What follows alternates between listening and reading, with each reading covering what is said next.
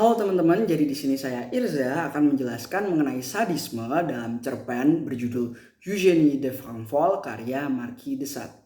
Nah, sebelum kita masuk ke pembahasan utamanya, kita harus tahu dulu nih tentang sadisme itu sebenarnya apa sih? Nah, jadi sadisme secara medis merupakan kondisi di mana seseorang mendapatkan gairah seksual dari menimbulkan rasa sakit atau humiliasi terhadap korbannya.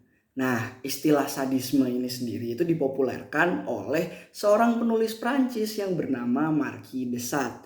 Nah, Marquis de Sade sendiri menggambarkan istilah sadisme ini sebagai kenikmatan seksual dari memperlakukan dan mempermalukan korbannya secara agresif sesuai dengan apa yang dia inginkan.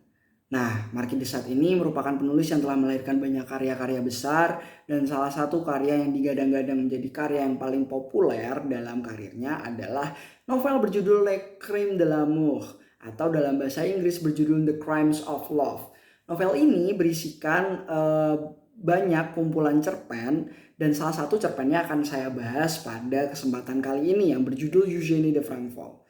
Nah, Eugénie de Franfol ini cerpen apa sih? Eugénie de Franfol ini merupakan cerpen yang menceritakan tentang kisah cinta terlarang antara ayahnya dan anak kandungnya sendiri. Nah, jadi konflik-konflik yang terjadi itu juga berasal dari hal tersebut, di mana ada 3 tokoh utama dalam cerpen ini, yaitu Monsieur de Franfol yang merupakan ayah Eugénie de Franfol yang selalu berusaha untuk mendoktrin putrinya sendiri untuk jatuh cinta kepadanya dan hanya menjadikan dirinya sebagai sosok laki-laki yang paling sempurna di mata putrinya sendiri. Yang kedua ada Eugénie de Franfol yang merupakan putri dari Monsieur de Franfol. Eugénie de Franfol ini memiliki sikap yang sangat-sangat penurut dan sangat keras kepala. Jadi dia tidak mau menerima segala argumen dari orang lain kecuali dengan apa yang didoktrinkan oleh ayahnya sendiri. Nah, konflik-konflik ini itu paling banyak berasal dari ibu dari Eugénie de Franfol sendiri yang merupakan Madame de Franfol, istri dari Monsieur de Franfol. Madame de Franfol ini selalu merasa ada kejanggalan antara putrinya dengan ayahnya sendiri. Ayahnya yang terlalu posesif terhadap putrinya dan menjaga putrinya selalu ini menimbulkan pertanyaan besar di kepala ibu Eugénie de Franfol sendiri, yang akhirnya menimbulkan banyak sekali konflik yang terjadi di cerpen ini. Nah, kita akan masuk ke pembahasan utamanya, yaitu unsur sadisme apa sih yang kita dapatkan di novel ini.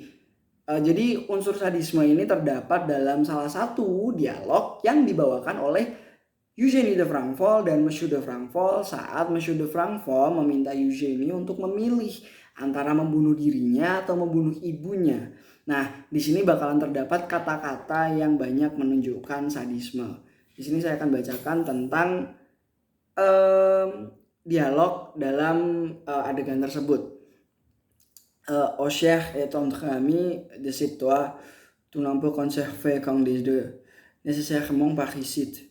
Tu n'as plus que le choix de cœur, où tes criminels poignards doivent s'enforcer, où il faut que ta mère périsse, où il faut renoncer à moi. Que dis-je? Il faut que tu m'égorges moi-même.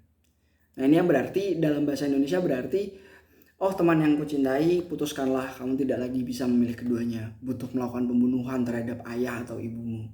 Kamu tidak punya lagi selain pilihan hati di mana belati kejahatanmu harus tenggelam. Ibumu yang harus mati atau tolaklah aku. Maksudnya kamu harus menggorokku.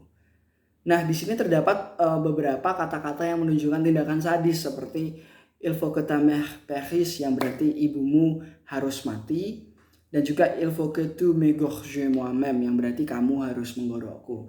Nah, di sini Marquis de Sade ini memberikan sentuhan-sentuhan sadisme seperti ini seperti dalam cerita-cerita karya-karya Marquis de Sade yang lain yang merupakan ciri khas dari Marquis de Sade sendiri. Nah, meskipun tidak di semua cerita ini mengandung unsur sadisme, tetapi hanya dengan yang satu adegan yang saya bawakan tadi itu sudah membawa cerita ini menjadi ciri khas Marquis de Sade yang mempopulerkan istilah sadisme itu sendiri.